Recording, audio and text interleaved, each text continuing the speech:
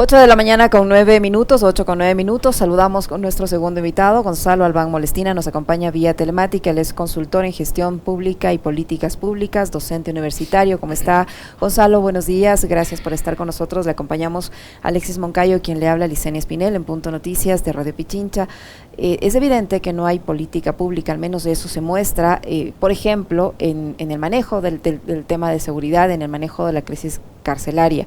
Hay muchas entidades que han observado al país, entidades, organismos internacionales, léase CIDH, léase Organización de Naciones Unidas, Amnistía Internacional, en fin, Human Rights Watch, solo por citarle algunas, que hacen este llamado de atención al Estado ecuatoriano por esa falta de política pública, por ejemplo, para controlar el tema carcelario y la seguridad en el país. Pero este problema de la falta de política pública se extiende a otros ámbitos, como el de la salud, por ejemplo, como el de los servicios básicos, por ejemplo.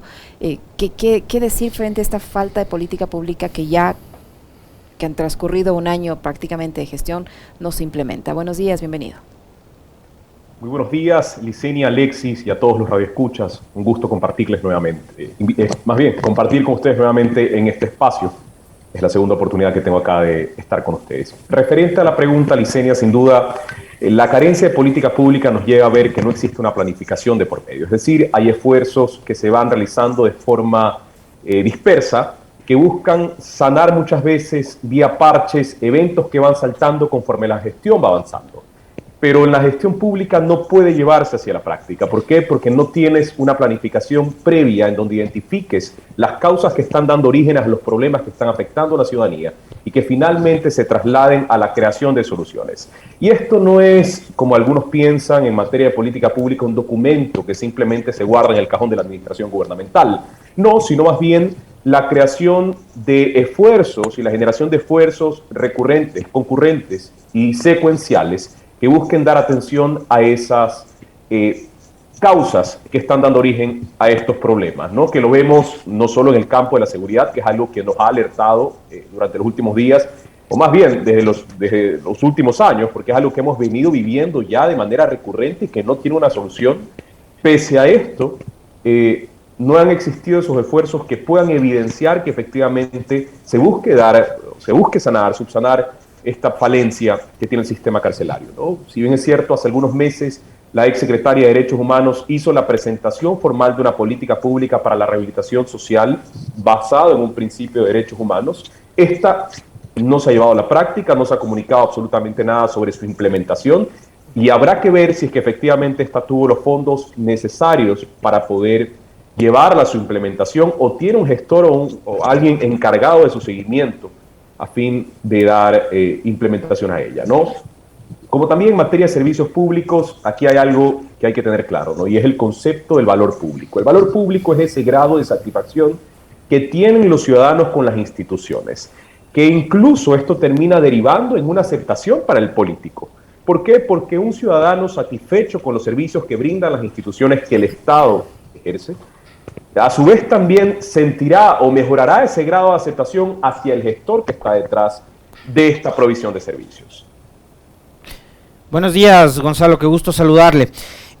A ver, a mí hay algo que me llama poderosamente la atención. Puede resultar a ratos también medio cansón hablar de lo mismo, pero a ver, en el caso de Guillermo Lasso hablamos de un político que lleva 3 campañas presidenciales, finalmente a la tercera alcanzó su objetivo.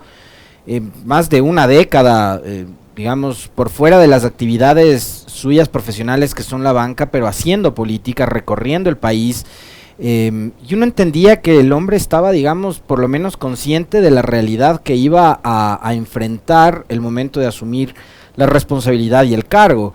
10 años es mucho tiempo como para construir un buen plan de gobierno, políticas públicas, que es algo que le he leído mucho en redes sociales a usted hablando y que me parece que es fundamental también abordar en esta conversación.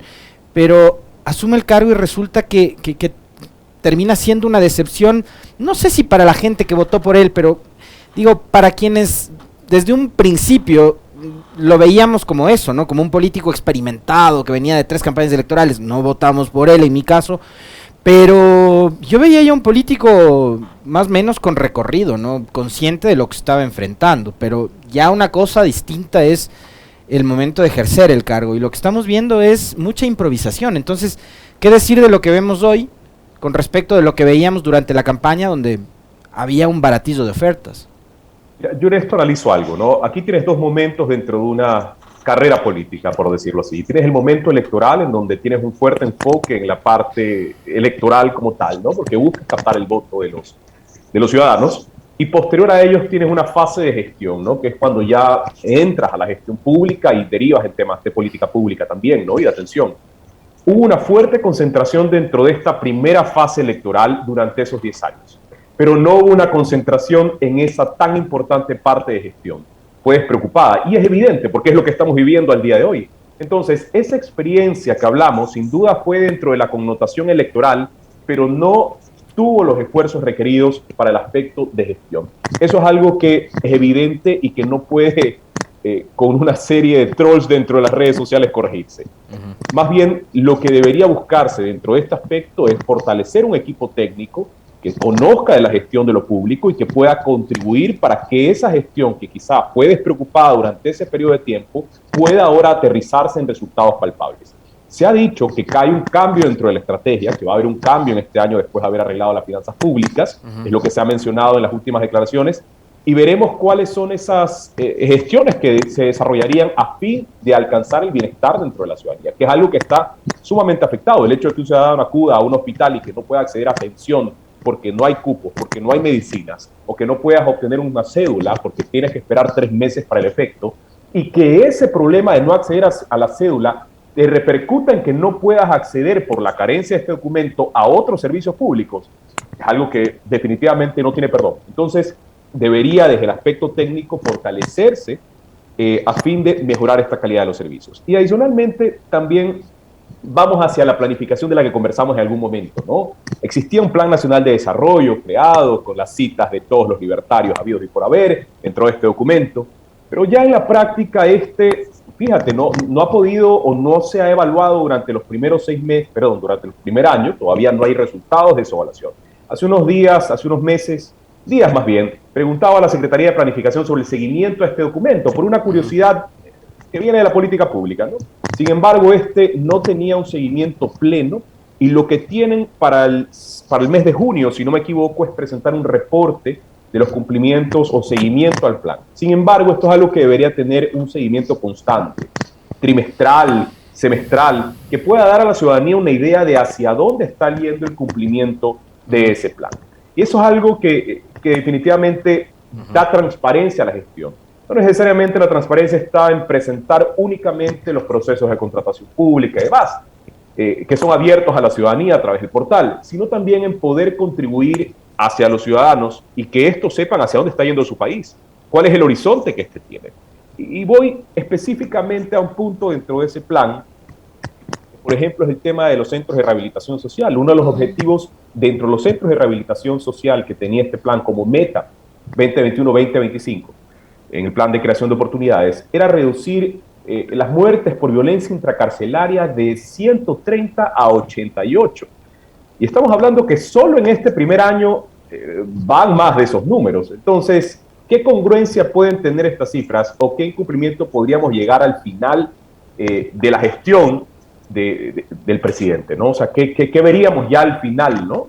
Porque sin duda es un incumplimiento que empieza a verse desde un primer año y esperemos pueda mejorar para los siguientes. Justo eso le iba a preguntar, Gonzalo. En 2 semanas más, el presidente de la República cumple un año de gestión y deberá presentar su informe a la Nación con los logros obtenidos y en teoría también el cumplimiento parcial al menos de su plan de gobierno. De lo que usted ha podido revisar, ¿qué se ha cumplido de ese plan de gobierno y qué es lo que podría informar el presidente de la República respecto al cumplimiento de ese documento? Mira, sin duda hay algunos aspectos que no se han logrado medir, eso me queda claro. Como te lo menciono, el haber hecho la consulta a la Secretaría de Planificación y que estos no hayan contado con la información al día puede representar que existan metas que no se han ido cumpliendo de manera parcial hasta el momento, eso me queda claro. Sin embargo, habrán a lo mejor objetivos y metas cumplidas que salgan un poco del plan o que no hayan sido consideradas dentro del plan. Por ejemplo, el tema de vacunación, que es algo que sin duda ha sido muy positivo para el país, eso hay que reconocerse, señor presidente, sin duda ha logrado o ha influido bajo este programa en una reactivación. Sin embargo, la vacunación es una parte, ¿no? Hay otras necesidades que la ciudadanía tiene, posee, y que adicionalmente quizá no estén consideradas, pero que se han ido, a los que se ha ido dando cumplimiento, ¿no? A eso también cito un poco lo que mencionaba Alexis hace un momento. Hay algo de improvisación también detrás de ello, porque lo que está planificado puede no ser lo que se ha venido cumpliendo a lo largo de este tiempo. Entonces veremos también el resaltar otros cumplimientos que no necesariamente estén marcados dentro del plan. A eso me refiero. Ahora, Gonzalo, a ver, hablando nuevamente de la política pública y refiriéndonos a este tema en particular, que es el de la vacunación, que creo yo que no debe haber un ecuatoriano que no se lo reconozca al presidente Lasso y a su gobierno. Lo hizo bien, indudablemente, obvio, después de las vacunas VIP y todo el desastre que vivimos con Lenín Moreno y con Juan Carlos Ceballos. Creo que al menos en ese aspecto el presidente Lasso, con un poco más de visión, tenía, digamos, el camino más fácil. Pero, a ver, yo siempre vi a la vacunación como y a la pandemia, al COVID, como un tema coyuntural. O sea, vacuno, la tercera, cuarta dosis, qué sé yo, hasta dónde vamos a llegar. No sé, ya para mí todavía no se acaba la pandemia. Veo bien difícil que digamos, en el corto plazo que esto se termine, muchas personas utilizando todavía la mascarilla, lo cual me parece fantástico, porque además he visto que hay una suerte como de rebrote, no sé si le ha pasado a usted en Guayaquil. En Chile también acá yo he escuchado a muchas personas. Ayer tuve una reunión y me hablaron de algunas personas que se contagiaron de COVID. La semana pasada fue la misma historia, que fulanito, que no sé quién está con COVID. Entonces no se ha acabado, pero el COVID es coyuntural, es decir, la vacunación, si es segunda, tercera o cuarta dosis, en algún momento se termina. Lo que no se termina es la atención permanente en salud, ¿ya? Y ahí voy al tema de política pública en el cual usted, digamos, ha profundizado y mucho en los últimos días, y es, se necesitan medicinas para las enfermedades catastróficas, porque las enfermedades catastróficas es de todos los días, y hay que atender a los pacientes todos los días, y los pacientes de oncología necesitan sus tratamientos, sus quimioterapias, sus radios todos los días, y para eso se necesita medicamentos, se necesita insumos, se necesita médicos. El problema es que ahora en los hospitales públicos ni hay insumos, ni hay medicamentos, y están despidiendo a los médicos.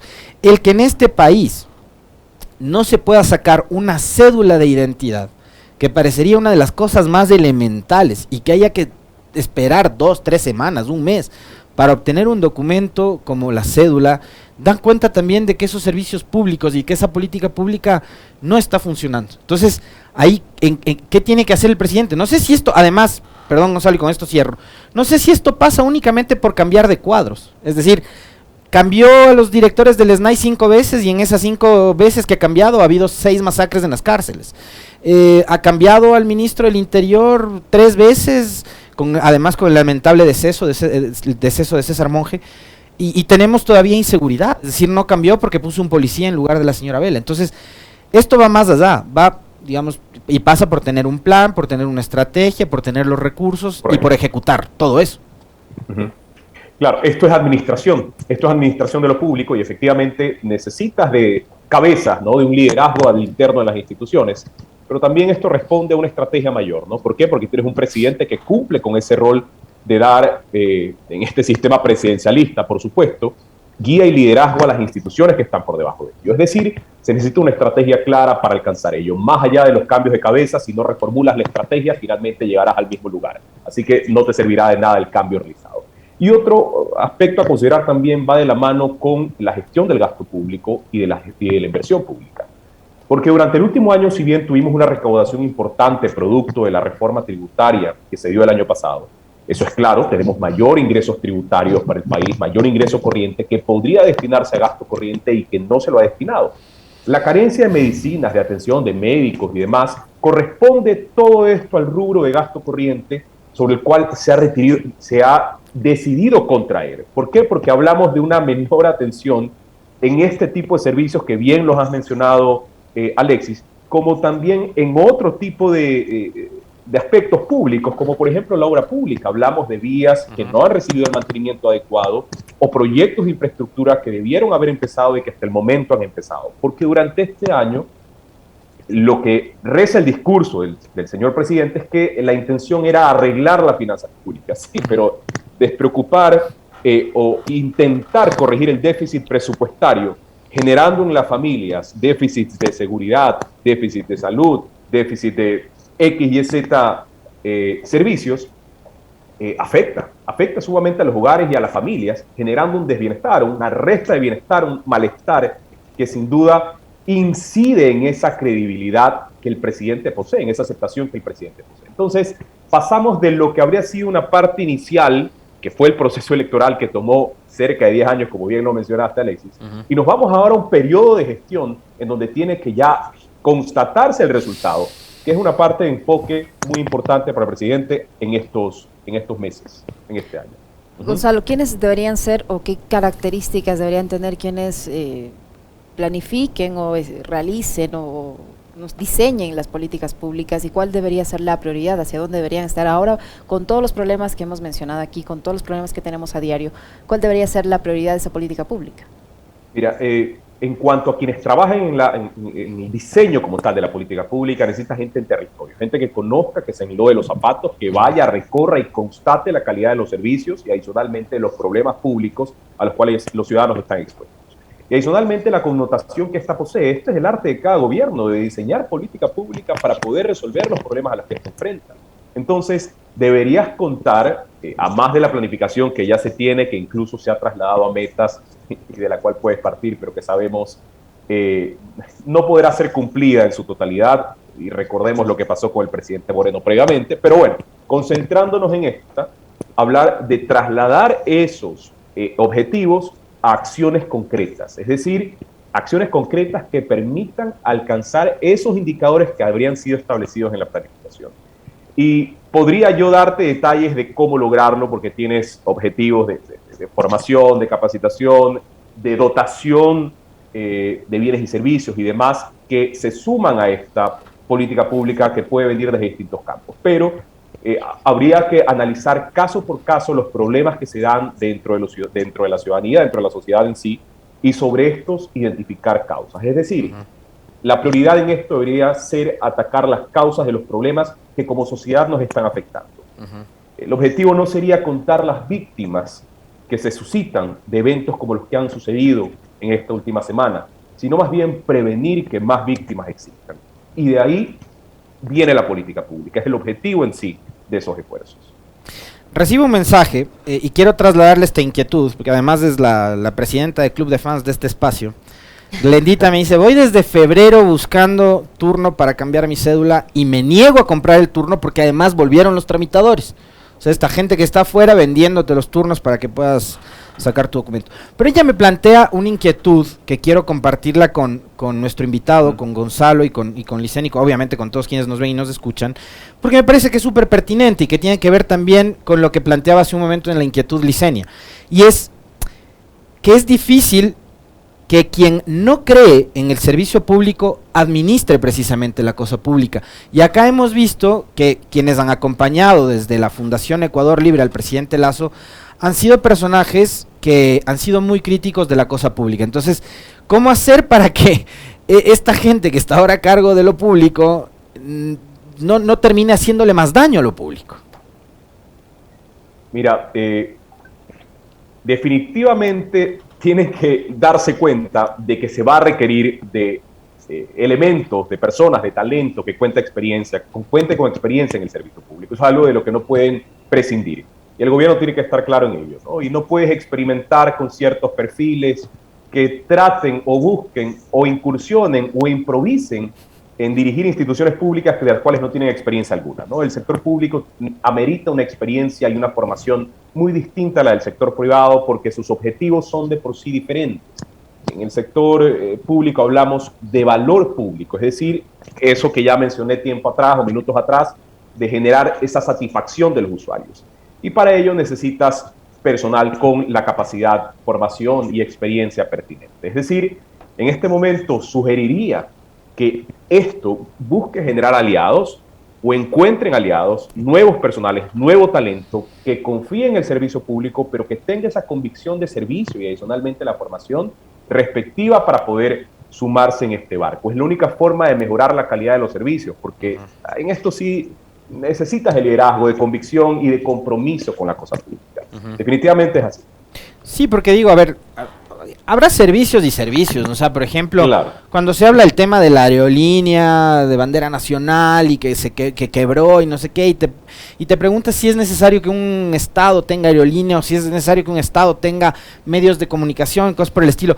Pero cuando ya vamos a los servicios que afectan a diario a los ciudadanos, o sea, agua potable, alcantarillado, electricidad, el tema de la salud, las cédulas, hablamos de un país de 18 millones de habitantes, donde las necesidades van más allá de la urbanización o del condominio en donde vivimos 2, 3 personas, ¿no?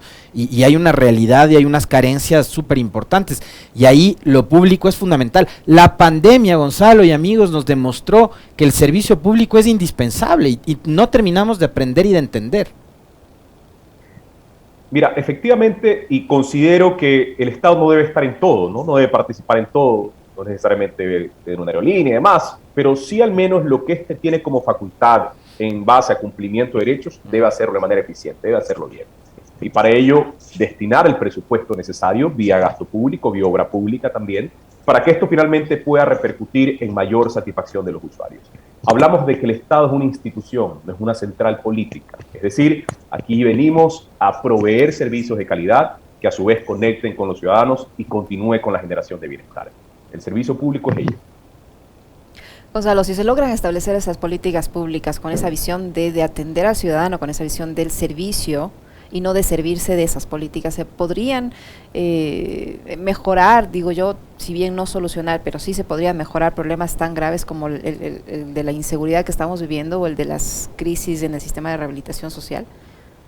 Por supuesto, es la forma en la que el Estado podría ejercer su rol como Estado, ¿no? A fin de dar solución a esta problemática. Definitivamente es una forma de intervenir que puede ser muy positivo para el país. Ajá, es esta la vía. Y otra cosa adicional, Gonzalo, ¿cuánto termina afectando al Estado y a lo público, digamos, el momento crítico por el cual atraviesa el sistema democrático? No solo en el Ecuador, sino a nivel ya global, porque la democracia, que no es el sistema perfecto, pero que termina siendo el menos malo de todos los sistemas de gobierno que hemos visto, yo jamás quisiera una dictadura, ¿no? Ni militar, ni civil, ni hablar. Pero todos esos ataques al sistema democrático también terminan pasándole factura a lo público, porque finalmente hay, digamos, un gobierno que me va a poner en el plan de abogado del diablo. Pero tenemos un gobierno que está todo el tiempo atacado porque le molestan los de Radio Pichincha o porque los asambleístas son malísimos y no le dejan gobernar, etcétera. Entonces, ¿qué pasa con eso también? La democracia en el Ecuador permite o no permite tener instituciones que funcionen y una política pública que también funcione. Eso dificulta totalmente la construcción de política pública y de decisiones que puedan llevarnos por un mejor rumbo. Tal es así que es imposible planificar si tienes a todas las fuerzas enfrentándose. Por eso el rol de presidente no solo es el de gestar la política pública, sino también de permitir su construcción. Es decir, la búsqueda del consenso debería primar dentro de ello. Este pasa a ser una especie de gestor de crisis en donde busca que todas estas fuerzas puedan de manera consensuada trabajar, ¿no? Y poder planificar de largo plazo. Tal es así que si lográramos ello y no existieran estas pugnas que evidentemente se dan todos los días, podríamos planificar un Estado en el largo plazo. Y eso nos sería tan positivo de que tendríamos claro de cuáles serían los objetivos no para los próximos 4 años, sino para los próximos 50 años. Determinar una vía, un camino que para nuestro país represente mayor bienestar, mayor estabilidad y demás. Pero para eso se necesita previamente el consenso y el buscarlo, el no tener reparo en ciertas veces acudir a las instituciones, buscar socializar, buscar consensuar, que no siempre te visiten. Aquí juega un tema de egos también que sin duda a veces se priorizan sobre el bienestar ciudadano. Y cuando el ego empieza a priorizarse sobre el bienestar ciudadano, terminamos en lo que estamos viendo. Y de parte y parte, ¿eh? De parte y parte. Gonzalo, y durante este primer año de gestión, ¿hay algún sector que no hemos mencionado donde sí existe una política pública que se esté implementando y que esté generando algún tipo de beneficio para el ciudadano? Bueno, hay ciertos sectores que en mi opinión han venido manejándose muy bien. Me parece que el Ministerio de Medio Ambiente ha tenido reacciones importantes frente a riesgos potenciales en materia ambiental y en cuanto a ciertos eventos que se suscitaron a lo largo de este tiempo, a lo largo de este año, han tenido una respuesta rápida. del Ministerio de Turismo también podría resaltar ciertos aspectos, salvo que el día de ayer se ha promovido una normativa para la regulación de Airbnb o de plataformas digitales de hospedaje, lo cual rompe totalmente con ese marco de propuestas de libertad que en algún momento se generaron y que llaman la atención sin duda, porque en la gestión se refleja algo totalmente distinto a lo que durante campaña se expuso, ¿no? Entonces, eso es algo nada más a resaltar. Sin embargo, previo a esto, una gestión que podría no considerarse mala. También hay que considerar en esto que hay carteras que tienen una mayor conexión con la ciudadanía y otras que, si bien la tienen otro rango de acción o de responsabilidad. Por ejemplo, no podríamos comparar el Ministerio de Salud Pública y la atención vía hospitales públicos con el Ministerio de Turismo. No digo que sean menos importantes el uno que el otro, sin embargo, cada uno tiene su función que sin duda para el usuario resulta más importante, ¿ok? Entonces, a eso voy. Ministerio de Agricultura, por ejemplo, que es uno de los ministerios que ha tenido más cambios durante este año, han sido cerca de 3 ministros. Sí. Qué difícil es que en nuestro país, en el Ecuador, un país agrícola que sabe que debe apostar al agro para mejorar su desarrollo, para mejorar su actividad económica, tengas cambios tan importantes de 3 ministros en esta cartera durante un año, lo cual no permite establecer política pública en materia de ese campo, y en donde también empiezas a ver ciertas restricciones de presupuesto para ciertos programas que deberían mantenerse, como por ejemplo el programa de vacunación contra fiebre aftosa, que es algo que en algún otro momento podremos conversarlo, pero que sin duda genera cierta sorpresa, porque es algo que no ha logrado mantenerse y que sin duda representa para el país un hito importante en ser un país libre de fiebre aftosa y adicionalmente en fortalecer su soberanía alimentaria al poder producir su propia carne. No es algo que o que exista un programa y una política pública permanente de control de plagas, que por ejemplo es lo que está afectando hoy a la palma africana, y por eso se han disparado los precios del aceite para la cocción, ¿no? Correcto, porque genera escasez. Efectivamente, aquí hay un tema económico que sin duda está incidiendo en nuestro país. Bueno, le queremos agradecer muchísimo a Gonzalo. Antes de despedirle, porque además los oyentes están conectados y en medio de todo este desastre que estamos viviendo, hay que tomar las cosas con buen humor, ¿no? Por acá, don Leonardo Peñerrera, le quiero compartir este chascarrillo a Gonzalo antes de que se vaya. ¿Cómo no? Dice: divorciarse y no poder cambiar de cédula, eso es karma gracias al gobierno del encuentro. Yo por suerte tengo mi cédula ahí con mi declaratoria de emancipación. Bueno, y ahora casarse también debe ser complicado, ¿no? No, ya ni hablar de eso. 2 veces con la misma piedra uno no se tropieza nunca. Gracias, Gonzalo. Fuerte abrazo. Un gusto, Licenia, Alexis, un gusto. Muchísimas gracias, Gonzalo Albán Molestina. A usted.